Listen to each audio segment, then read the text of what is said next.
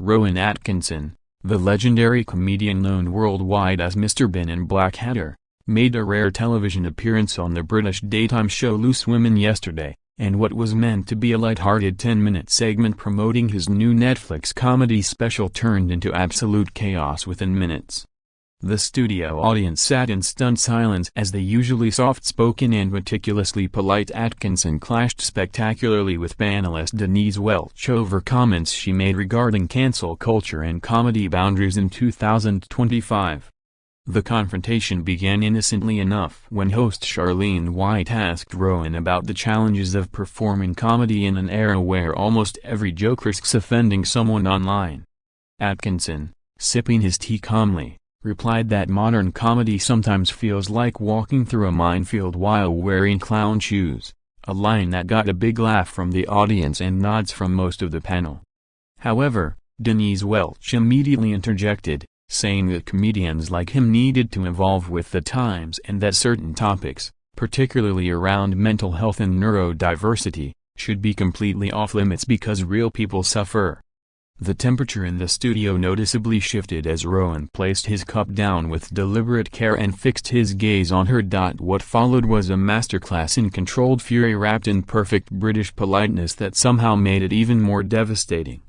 Atkinson began by saying he fully respected people's lived experiences but firmly believed that comedy without risk ceases to be comedy at all.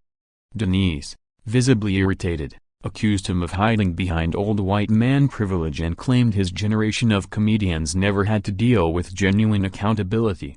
The audience gasped audibly when Rowan, without raising his voice once, responded that he had been performing since the 1970s and had received death threats, been banned in certain countries, and even had performances shut down by protesters long before Twitter existed.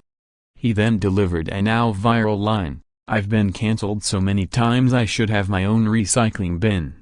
The studio erupted in applause, but Denise doubled down, claiming that joking about conditions like ADHD or depression wasn't brave, it was simply lazy. Rowan's eyebrow arched in the trademark Mr. Bean fashion, and he asked her, with devastating calmness, whether she believed George Carlin, Richard Pryor, or Dave Chappelle were also lazy. The silence that followed was deafening. Things escalated further when Denise suggested that comedians who refuse to self-censor are essentially bullying vulnerable people from the stage.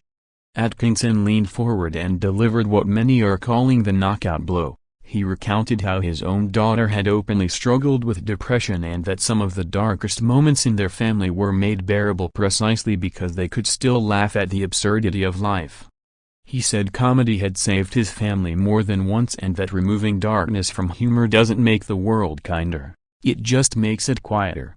The audience burst into spontaneous applause again, louder this time, and co-panelist Nadia Sawalha tried to move the segment along, but Denise was having none of it.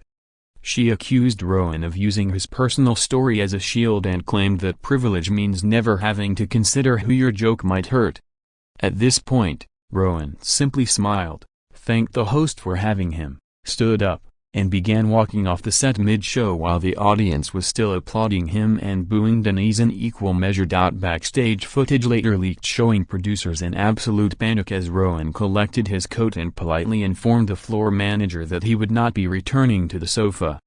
When asked if he wanted to do the remaining 5 minutes from the green room, he reportedly replied, "I think we've all suffered enough today," and left the building through a side exit where fans were already gathering after news spread on social media. Within 20 minutes #ThankYouRowan was trending worldwide while #Denise Welch was trending for entirely different reasons.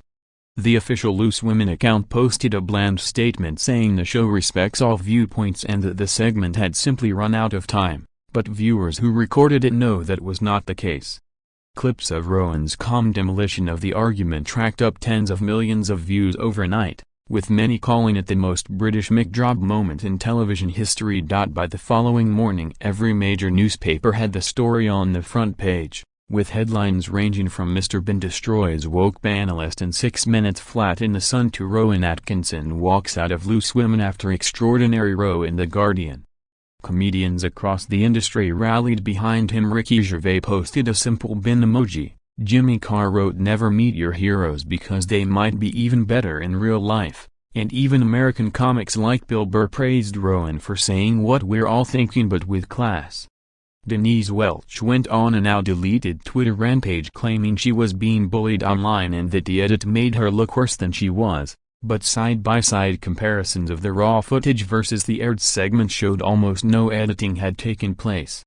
The incident has reignited the endless culture war debate about comedy, offense, and who gets to decide what is funny in 2025. As of now, ITV has quietly removed the episode from all catch-up services for legal review. Loose Women has lost 3 major sponsors who cited discomfort with the confrontation, and Rowan Atkinson has gained over 1 million new followers across platforms while his upcoming Netflix special shot to #1 in pre-orders overnight.